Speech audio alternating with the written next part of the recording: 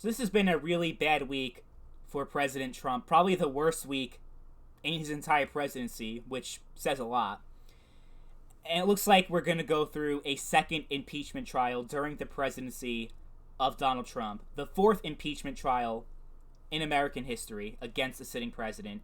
And the first impeachment to ever take place during the lame duck session of a sitting president leading in to the inauguration of a new one. Joe Biden's going to be president in 9 days, but they're still going to go through another impeachment.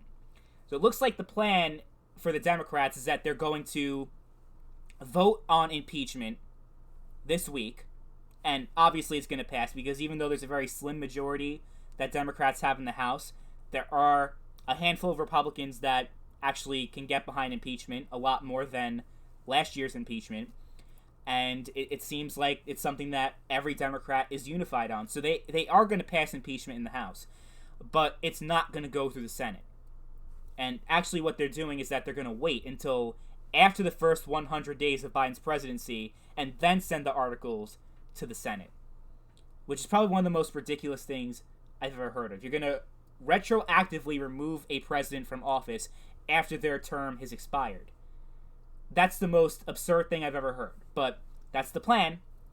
But here's the reason why, regardless of when they decide to go through impeachment, whether it's during the last few days of Trump's presidency or months after Trump has left office, it's not going to result in a conviction. And this should be obvious to anybody, regardless of what your position on impeachment is. He's not going to get removed. He's not going to get convicted, because if you couldn't have 2/3 of Congress to certify Pennsylvania for Joe Biden, how are you going to get 2/3 of Congress to convict Donald Trump? I mean, think about it. The entire argument that we hear in the case for impeachment against Trump is that he's incited an insurrection against Capitol Hill, against the government, that he is guilty of doing that because of his baseless voter fraud allegations and him sowing doubt in American democracy. That's the reason why he's guilty. Then these congressmen, these senators, are going to have to impeach themselves.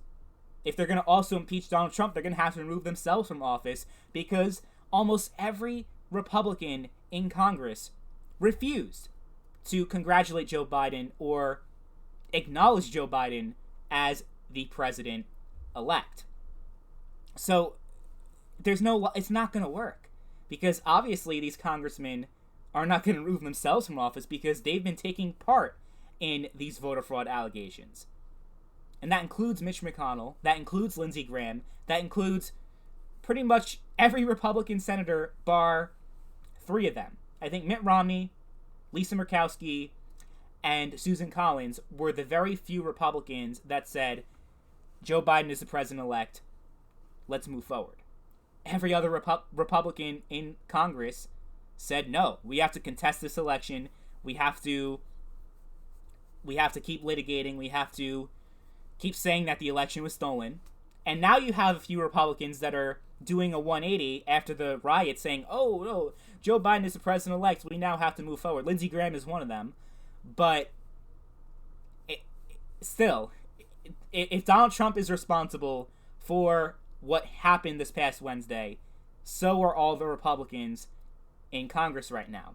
So that's just one thing I have to point out, an obvious point I have to make, that regardless of whether or not Donald Trump is guilty, even if you want to believe that he is, he's not going to get convicted. He's not going to get removed from office. So if we know beforehand that Donald Trump nothing's going to happen to him, he's not going to get removed from office. And first, that's the other thing, like, he's getting removed from office, but they're going to send the articles to the Senate when he's already out of office. And I know the reason why they're doing it. They're doing it so that Trump cannot run again in 2024, which is another thing I find funny, because Vice President-elect Harris was laughing at the idea of Trump running in 2024, kind of dismissing it, like, yeah, he has no chance. He got his ass handed to him in 2020. There's no way that he can run in 2024 and actually win He could probably win a Republican primary, but there's no way that he can win a general election. That's the common consensus that you hear from the left, is that he lost in 2020. There's no way that you can lose and then win again. Even though Grover Cleveland did it, there's no way Donald Trump can do it because he's just way too divisive. They're saying that, yet they're so fixated on this impeachment, and they want to do everything they can to make sure that he cannot run for office again. That I find that very interesting. And that makes me think that they actually are afraid of Donald Trump, that they are afraid that he can reclaim the White House in 2024. But that all depends on how President-elect Biden does in the next 4 years. And this is going to be a real test for Biden's presidency. I noticed that Biden's been radio silent regarding this entire impeachment situation. He gave a speech the day after the riots condemning it, and I believe he was implying that Donald Trump was responsible. But he hasn't really said much about the impeachment question. So that's going to be interesting on how he handles that, because his whole message is unity, bringing the country together, healing the country. Another impeachment trial is not going to do that at all. It's going to make the country even more polarized, more divided, and it's not going to make the United States it's not going to make the U.S. a better place. That's what I have to say regarding the impeachment, whether or not he's guilty. But the thing is, he's not guilty. Or at least if he is guilty, so is everybody else. So are all the other Republicans in Congress. And if you are watching this video and you happen to fall on the left side of the political spectrum, you might actually agree with that. You say, yeah, Mitch McConnell, Lindsey Graham, Josh Hawley, get rid of all of them. Even though that may not be realistic, and I'm sure everybody realizes that, you guys may agree with that sentiment, that, yeah, they're all guilty and they should all be removed. Every Republican that has pushed voter fraud should be removed from office. And I'm sure that's something that a lot of you guys feel. But the reason why I can't really sympathize with that point too much is because people on the left, they've been sowing doubt in the 2016 election for 4 years. They've been talking about impeachment since before Donald Trump even took the oath of office and was inaugurated.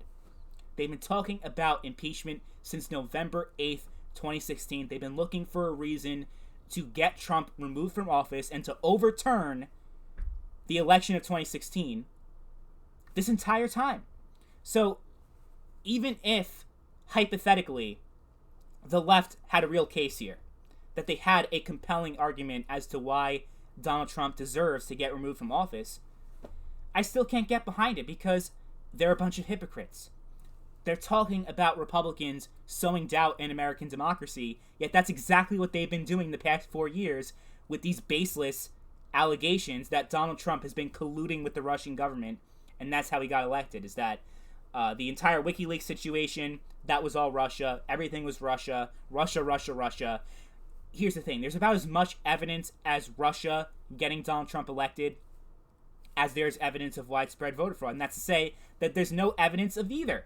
There is no evidence that the election was stolen in 2020, but there's also no evidence that Donald Trump was not the duly elected president in 2016 and that he got help from the Russians in order to get elected. I mean, they did a whole Mueller investigation and found nothing to implicate Trump in the entire Russia conspiracy.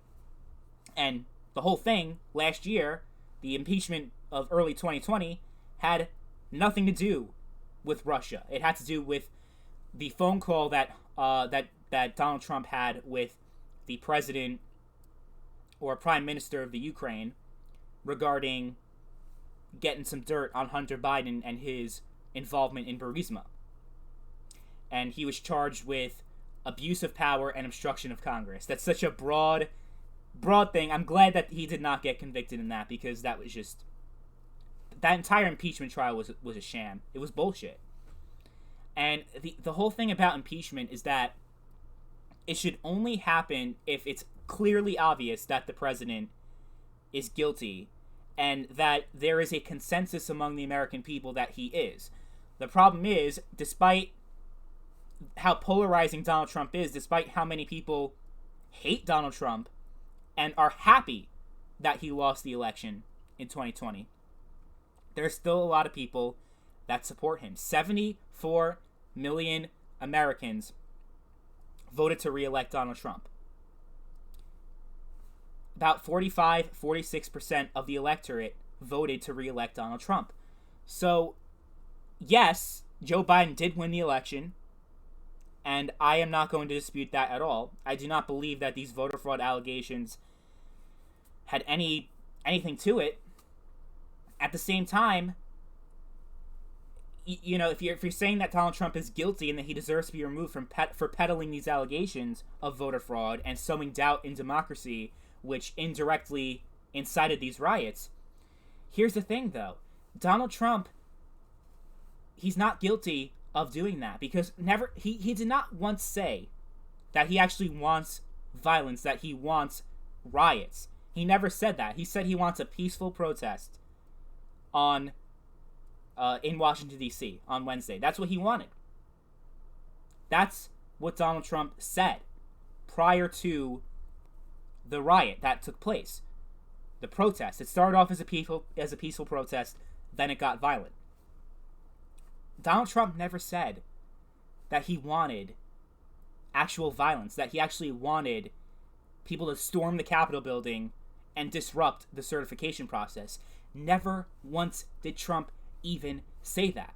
So all the arguments that you hear, they're saying that he indirectly incited violence, and his rhetoric and the things that he said have indirectly caused it, and that's why he's guilty. Then is Bernie Sanders guilty of the shooting of Steve Scalise when he painted every single Republican as an evil racist that also hates women? Is Bernie Sanders guilty because a Bernie Sanders supporter shot and almost killed Steve Scalise? Of course not. Nobody's going to argue that. So why are we arguing the same thing about Donald Trump? Why? And it's going to... I am afraid that regardless of the outcome, which I do think it's not going to result in a conviction. It's obviously not going to. But even so, it's just going to make people even more fired up on both sides. It's going to cause more division. And I'm afraid, as a result of this impeachment, we're going to see more violence and more division. And here's the thing. If you're happy, if you voted for Joe Biden, if you support Joe Biden and you're happy that he won against Donald Trump, you should not want this at all. Because it's going to be a major distraction during a good chunk of Joe Biden's presidency. The first 100 days at least, probably even longer, depending on how long this gets dragged out. I mean, the last impeachment trial last year took months to actually finalize. I think it was about a month and a half, 2 months. That's still a long time that people are not... Joe Biden's going to be the president, and people aren't going to be thinking about Joe Biden. They're going to be thinking about Donald Trump. And an impeachment trial to remove a president that is no longer in office. Can we retroactively impeach George W. Bush for his war crimes and his lies about WMDs in Iraq? Of course we can, but we can impeach Donald Trump. This whole thing is ridiculous. It really is. And like I said in the video, I was appalled by what happened on Wednesday. But it's not Donald Trump's fault. Because if it is Donald Trump's fault, then it's also Democrats' fault for violence that is taking place in all these cities this past summer. For encouraging Black Lives Matter. Which, by the way, I support. But I'm saying that it's total hypocrisy. They both, Republicans, Donald Trump, they've called for a peaceful protest in D.C. Democrats have called for peaceful protests throughout the city. And a lot of times it's gone violent, which is unfortunate. That's what happens with a lot of peaceful protests. You have a few psychos within a big crowd, and then everyone gets lumped in together. And that's not right. Yeah, they're a bunch of assholes that were looting stores, burning down buildings to the ground, and causing a lot of damage to communities. But the purpose of the protest was to bring awareness to police brutality. And that's the thing that I find ridiculous. Like, I understand Black Lives Matter. I understand why people felt the way they felt over this past summer, even though I was not happy about all the riots and protests that were going on, I still understood why it was happening. And I still understood why what happened this past Wednesday. And the thing is, most people that were in these protests, they had peaceful intentions. The overwhelming majority of people that were in Washington on Wednesday, the overwhelming majority of people that were protesting over the summer, their intentions were peaceful.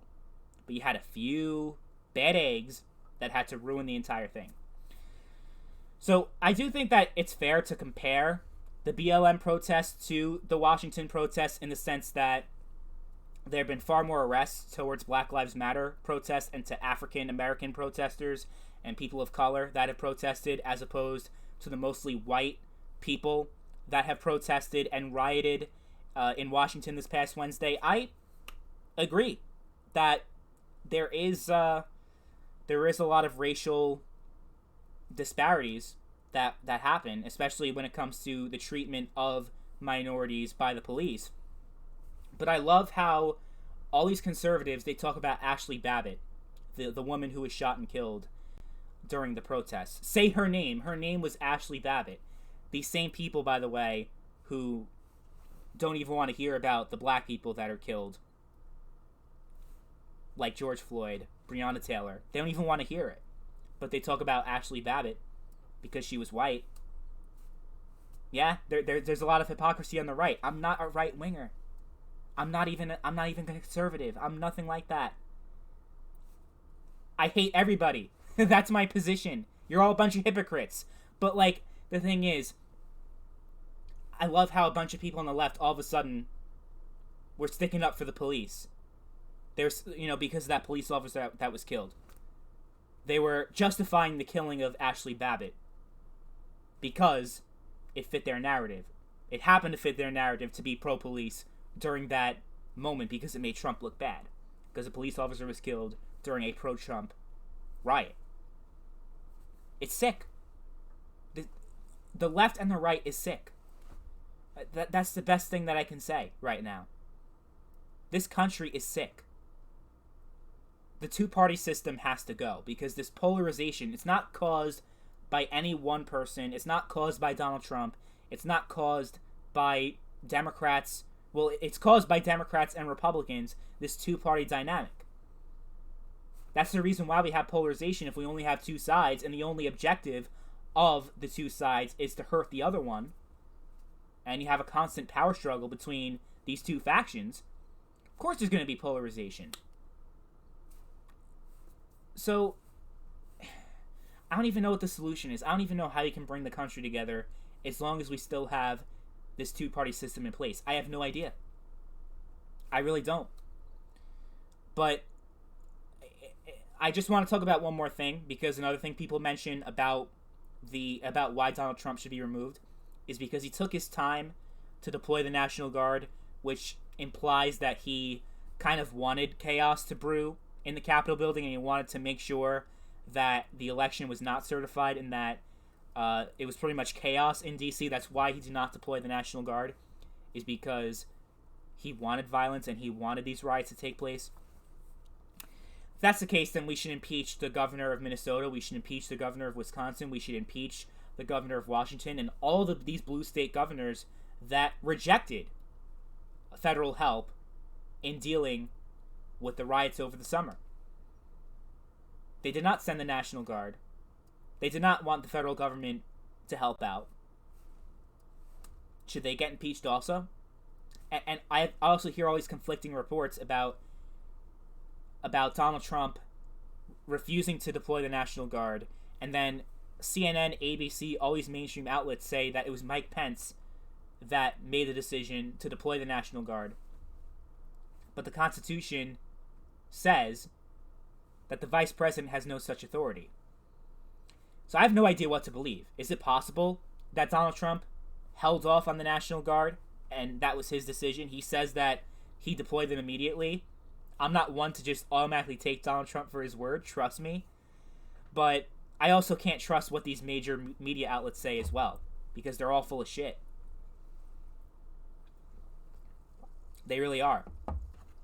And this impeachment is just a total waste of time. It's going to accomplish absolutely nothing for the left. It's not going to do anything to unite the country and to heal the country. And that's the thing about the left. They never really care about unity. They don't care about bringing the country together. It was a nice slogan for the campaign. I do hope that Joe Biden actually means that, and he actually does want to bring people together. I hope. But as far as, like, the left in general, though, they're the ones that label everyone on the right as Nazis, as racists, as evil people. They even said, I've seen on Twitter today, a bunch of people on the left, I don't want to unify with those kind of people. That's what I've heard online, and that's the sentiment that I hear from a lot of people. But if we stay this divided, nothing's going to get accomplished. Even though Democrats, they have control of all branches of government, it's still going to be really hard to actually govern when this country is so fucking polarized. I don't know how we can continue to function as a society, never mind a government. How can we continue to function when we have so much polarization? I have no idea. But this impeachment's definitely not going to unify the country. Donald Trump did not do anything wrong. That's the other thing that I have to point out. But, I mean, if he did, then so did every other politician. So did all the Republicans that have also stood by Donald Trump in saying that the election was stolen. So have all the Democrats that have tried to overturn the 2016 election since day one. Then they're all guilty. Everyone in office right now should be removed. I mean, if you make that argument, most people would think you're a little bit loony, but at least you're consistent. No one on the left calling for impeachment right now is consistent. Nobody. It's hypocrisy. It really is. And it's just a load of shit. Nothing's gonna be accomplished with this impeachment. It's probably gonna help Donald Trump more than it's gonna hurt him. As much as a lot of you don't want to hear that, I think that's what's gonna happen. But I don't know. I guess it'll remain to be seen what the actual fallout of this second impeachment of Trump will actually be. I want to know what you guys have to say in the comments down below. I'm sure it's going to be a really interesting comment section. So, I look forward to reading them. Anyway, that's it for me. That's all I have to say about this for now. I'm sure there's going to be more shit over the next few days, weeks, months that I'll be talking about.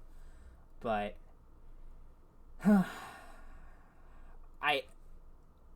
I have to say is that I am not proud to be an American right now.